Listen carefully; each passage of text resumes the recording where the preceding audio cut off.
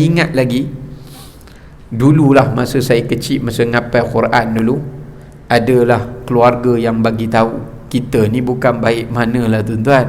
Kita tahulah diri kita siapa. Tapi masa tu kita ada kelebihan hanya menghafal Quran. Adalah ahli keluarga yang kata, ni nanti esok kalau hafal Quran jangan lupa kat pakcik. Ya, kalau kamu dapat beri syafaat, ingatlah kat pakcik. Kawan ni pula jumpa, kawan-kawan kita yang baik jumpa, nanti kau jangan lupa aku ya kat hari akhirat. Kat dunia benda tu semua boleh cakap lah tuan-tuan. Siap kawan tu jawab, dia kata, you jangan risau, I akan ingat you.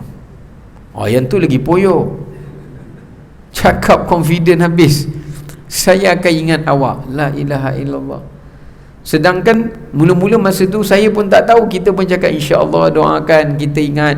Tapi bila saya baca satu hadis tuan-tuan, satu ketika Nabi solat malam, selesai Nabi solat malam, dalam riwayat Imam Ahmad tak silap saya, Aisyah duduk di pangkuan Nabi. Aisyah duduk baring gitu. Aisyah tanya, wahai Rasulullah, apakah pada hari kiamat nanti setiap orang akan mengingati orang-orang yang dicintainya? Aisyah tanya macam tu sebab dia nak tahu respon Nabi SAW, apakah dia berpeluang untuk diingati oleh Rasulullah, ataupun Rasulullah mengingatinya, atau dia mengingati Rasulullah. Apa Nabi jawab? Nabi jawab, tilkal yaum, minta maaf, pada hari itu adalah hari yang mana manusia tidak akan mengingati sesiapa pun, terutamanya bila mereka berada pada tiga keadaan ini, ala salasati mawatin. Tak ada siapa ingat siapa, melainkan dia ingat untuk tebus kutip pahala dan nak tumpang tanggung dosa. Itu saja. Dia takkan fikir siapa yang boleh dia minta tolong. Melainkan terutamanya Nabi kata ketika dia berada pada tiga tempat ini. Masa tiga tempat ni tempat yang paling climax, tempat yang paling desperate, manusia tak akan ingat siapa-siapa langsung hatta Nabi SAW. Tapi lepas tu baru dia ingat.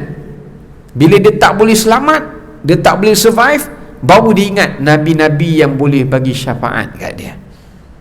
Tapi dia tak akan cari adik-beradik dia dulu yang duduk sembang kat dunia, kau tolong aku tolong kau. Tak. Dia akan cari Nabi dulu. Yang pertama, apabila dia menerima buku suratan amal. Masa terima keputusan tu, kita kalau kat dunia dapat keputusan, cari mak dulu. Mak, kalau masa belajar tu, mak tengok saya dapat keputusan bagus. Oh, mak kita pun seronok. Ya. Kalau kita dapat apa kenaikan gaji ke, kita balik cerita kat isteri kita. Ya. Tapi akhirat kita tak cerita siapa tuan-tuan. Kita ingat ni aku ni selamat ke tidak ni. Tak ingat siapa dah. Tak ingat siapa. Zero. Dalam fikiran kita tu, kita tak boleh ingat sesiapa pun. Yang kedua, ketika kita dihisap. Masa dihisap, Allah hisap kita, menghadap Allah. Allah tanya itu, Allah tanya ini, tanya itu, tanya ini. Masa tu pun tak ingat siapa dah. Dan yang ketiga, ketika kalian nak melintasi titian sirat, masa tu pun tak ingat siapa dah, melainkan aku, kata Nabi SAW.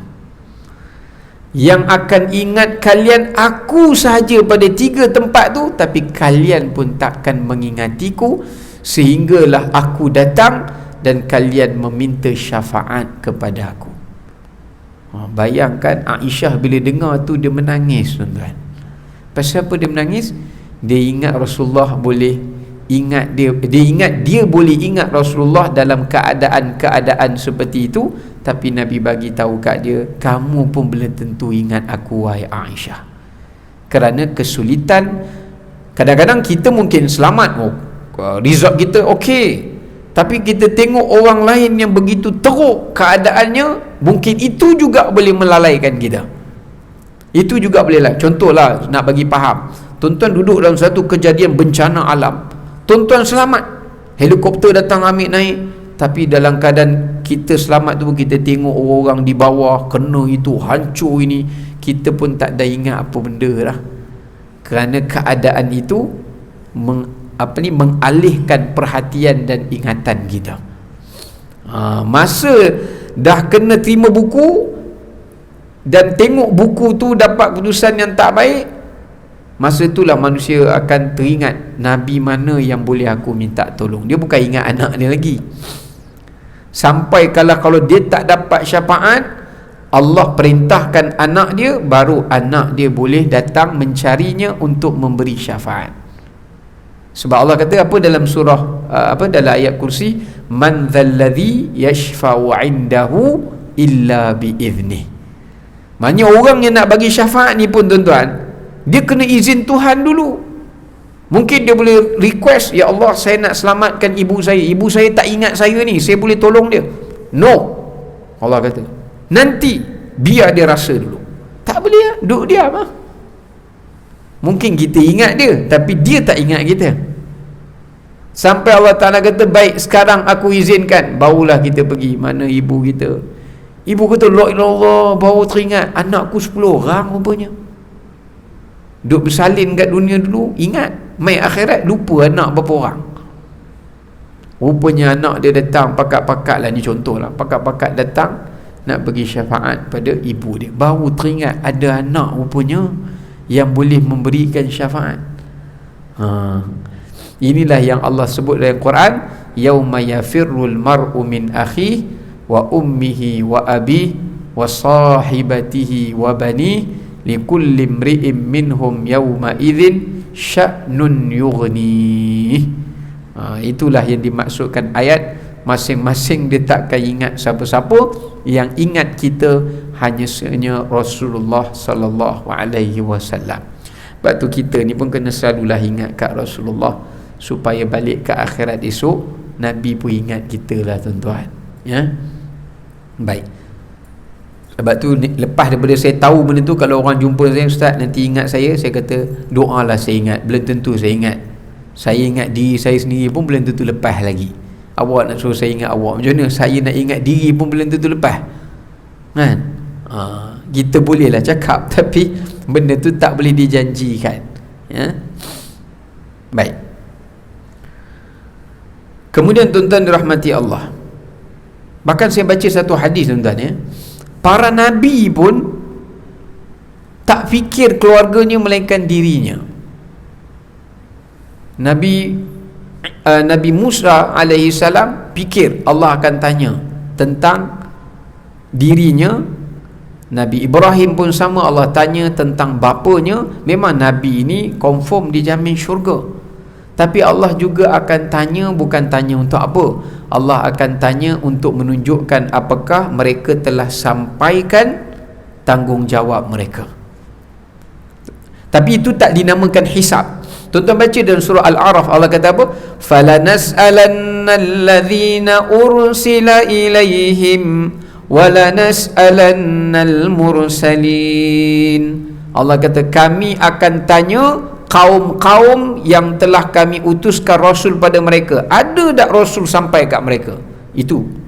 Nombor 2 Allah kata walanas'alannal mursalin, kami juga akan tanya Rasul, kamu sampaikan ke tidak? Jadi semua para Nabi ni walaupun jamin syurga, tapi nak kena tanya soalan dengan Allah pun mereka takut. Sebab itulah dalam hadis sahih kata, bila orang jumpa Nabi Adam nak minta syafaat, Nabi kata jangan, aku dulu pun ada masalah makan buah khuldi, kau nak minta tolong syafaat pada aku, apa? Pergi cari Nabi lain. Maknanya padahal Nabi Adam makan buah khuldi tu tuan-tuan, Allah dah terima. Nabi Adam doa, Allah dah terima, tapi Nabi Adam duk teringat lagi, takut kena tanya lagi.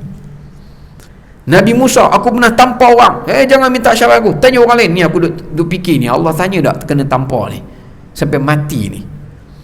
Nabi Ibrahim pun ditanya, bapak dia tak masuk Islam, kamu sampai tak kat bapak kamu?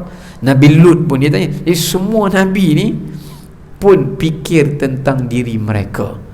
Lagilah kita yang makan rempah adabi. Bukan Nabi pun kerja makan rempah ya. Yang tu lebih-lebih lagi lah akan fikir tentang diri kita sendiri. Baik.